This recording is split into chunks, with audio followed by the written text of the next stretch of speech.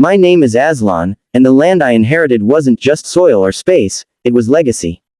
12 peaceful acres, bought 50 years ago by my father, filled with quiet wind, old trees, birdsong, and memories. After his passing, this land became my responsibility, my duty. I never imagined that someone would one day try to erase that legacy by force. But that is exactly what happened. Scene 1. The strange noise. It was a regular morning when I heard something unusual, heavy machinery rumbling somewhere near my property. At first, I ignored it, thinking maybe someone nearby was fixing a road. But the noise kept getting louder. Too loud, too close. I stepped outside, walked toward the sound, and froze. Bulldozers, dump trucks, excavators, cement mixers, all inside my land, digging deep into the ground like they owned it. I rushed over to the nearest worker. "What are you doing? Who told you to dig here?" The worker wiped sweat from his forehead and replied casually. "HOA project, sir. A 96 home housing development. They told us this land belongs to them." I felt fire rise inside me.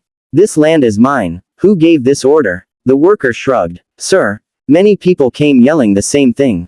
But the HOA leadership told us the property is theirs. We just follow instructions." My jaw clenched. The HOA didn't just make a mistake, they were claiming my land. Scene 2. Confronting the HOA. I stormed into the HOA office. 3 people sat inside. A heavy, bossy woman who looked born to command. A man in an overpriced suit. A young advisor pretending to be important. I slammed the door open. "You started construction on my land.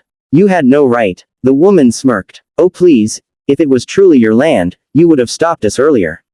We have permits, development documents, and approval from the city. Show us actual proof before making noise." I stepped forward. "I have the original deed. The land belongs to my family."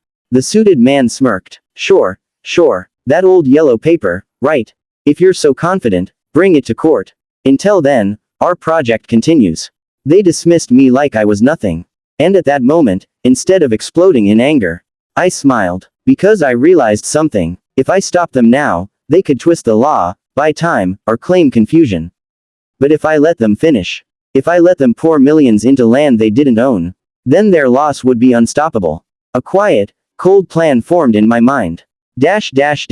Scene 3. The silent revenge begins. I decided to stay silent. No shouting, no police, no threats. Just observation. I gathered everything. My original deed, my father's old land files, government land registry records, official boundary maps. I installed hidden cameras around my property. Every illegal action they took, every truck, every threat, every lie, was recorded. Weeks passed. Then months. Scene 4. A city built on stolen soil. The HOA worked day and night. Within a year, the land transformed into a massive new township. 60% of the houses were fully built. Roads were paved. Streetlights installed. Sewer lines completed. A beautiful park created. And nearly 96 homes were ready for sale. People started visiting. Real estate agents gave tours. Brochures showed HOA premier estates, and advertisements said luxury homes on the finest land in the valley. I would stand at a distance, hands in my pockets, watching them proudly build on land that wasn't theirs. And quietly, I would think, keep going. Every nail you hammer is another nail in your coffin. Scene 5. The day of court. The day finally came. The HOA filed documents to finalize their 96 home project. I filed a lawsuit for illegal occupation, fraud, and damages. Inside the courtroom, the HOA members sat confidently. Their lawyers polished their glasses, ready to crush me. Their lead lawyer stood up. "Your Honor, we have valid planning permits for this development." The judge interrupted. "Mr. Aslan, do you claim this land belongs to you?" I stood slowly. "Yes, Your Honor. And I have every piece of evidence to prove it." I placed the original deed on the bench. Then one by one, I submitted legal ownership papers, government certification, land boundary reports, drone footage, photos, videos, witness statements, and the latest land registry map showing one clear fact. The entire 12-acre land belonged to me. The courtroom fell silent. The HOA woman's face drained of color. The suited man leaned forward as if he had misheard. Their lawyer stuttered. This must be a mistake. Our documents. Judge, your documents, they show a permit to build, not ownership." He turned to me. This is overwhelming proof. This land is legally, fully, unquestionably yours. Then he faced the WA. And you built 96 homes on land you do not own. Silence. Thick, suffocating silence. Scene 6. The collapse of the WA. The judge continued. WA leadership is guilty of constructing illegally, falsifying claims, and trespassing. You owe the landowner full compensation for damages. WA lawyer whispered desperately. Your Honor, what kind of compensation? The judge replied coldly. Either pay the landowner the full market value of the 96 homes and all land improvements, or surrender the entire housing project to him. It was a death sentence. Millions of dollars at stake. Years of planning, all gone in minutes. The WA woman burst into tears. The suited man slammed the table. Their young advisor looked like he might faint. Meanwhile, I stood calmly. Because justice wasn't loud, it was quiet, sharp, and absolute. Scene 7. Walking back to my land. A week later, I walked onto my land, now filled with 96 beautiful homes in a fully developed community. Some people would have erupted in joy. Some would have destroyed everything. But I stood still, breathed deeply, and whispered. Dad, I protected what you gave me. The WA had no money to pay. So by law, they were forced to hand over the entire project to me. Every house, every road, every streetlight, every inch of concrete, all mine. The same land they tried to steal became my biggest victory. Quiet revenge, perfect timing, flawless execution. Final message. Sometimes the strongest move is not to fight immediately. Sometimes the quietest man holds the biggest power. And sometimes, you let the enemy build their own downfall with their own hands. My name is Aslan, and for a full year I watched silently while an arrogant WA built an entire 96 home project on my land. They ignored me, mocked me, threatened me, and told me to take it up with the court. So I did. And when the day finally came, when the truth finally hit the courtroom, their entire world shattered. This is the story of that courtroom, and the destruction of the HOA that thought they were untouchable. Scene 1. The calm before the storm. It was early morning when I walked into the courthouse. The building was old, echoing with footsteps and whispered conversations. Outside, the WA had arrived in style. Expensive black SUVs. Polished leather shoes. A team of lawyers carrying shiny folders. Smug looks on their faces. They believed this case was a formality. They believed they had already won. But they didn't know what I had brought with me. They didn't know I had spent months collecting documents, maps, video recordings, witness statements, and official land registry confirmations. They didn't know that the deed they mocked was about to burn their entire empire to ashes. Scene 2. HOA's arrogance on full display. Inside the courtroom, the WA woman, the same lady who once laughed in my face, sat in the front row, legs crossed, confidence dripping off her like perfume. Beside her, the well-dressed WA president whispered. Relax. He has nothing. He's bluffing. Their lawyer, a tall man with silver hair, stood up and began. Your Honor, the WA has invested millions. 96 homes. Full infrastructure. Parks. Community center. Roads. We have every right to complete this project. The judge nodded. And Mr. Aslan, your claim. Their lawyer smirked at me, then looked at the judge. He claims he owns the land. But he has provided no substantial proof. The WA members smirked. People in the courtroom whispered. It was the perfect stage. The perfect moment. The calm before the strike. Scene 3. I stand up. I rose slowly. When I spoke, my voice was calm. Your Honor, they built 96 homes on my land. And they knew exactly what they were doing. The judge leaned forward. Do you have proof of ownership? I opened my briefcase. All eyes in the courtroom followed my hands. I pulled out one single document first. The original land deed, signed by my father, stamped by the district office, legally updated with my name. I placed it gently on the judge's desk. A wave of whispers filled the courtroom. But I wasn't done. Not even close.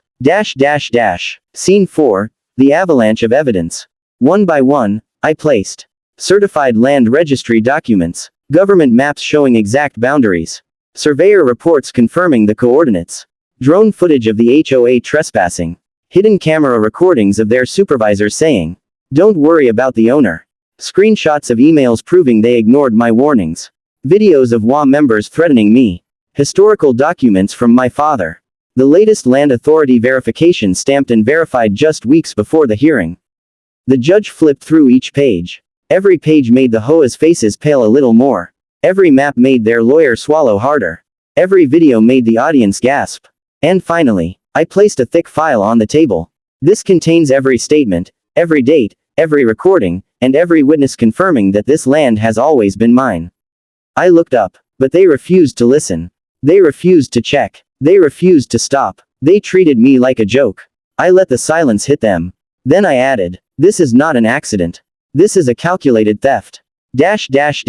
Scene 5, the courtroom explodes. The law lawyer panicked. "Your Honor, this evidence, this can't be accurate. Our documents." The judge slammed his hand on the bench. "Enough." The entire room went silent. The judge looked directly at the HOA. "Your permits allow you to build, not to own. You never verified the true landowner. You ignored the actual deed.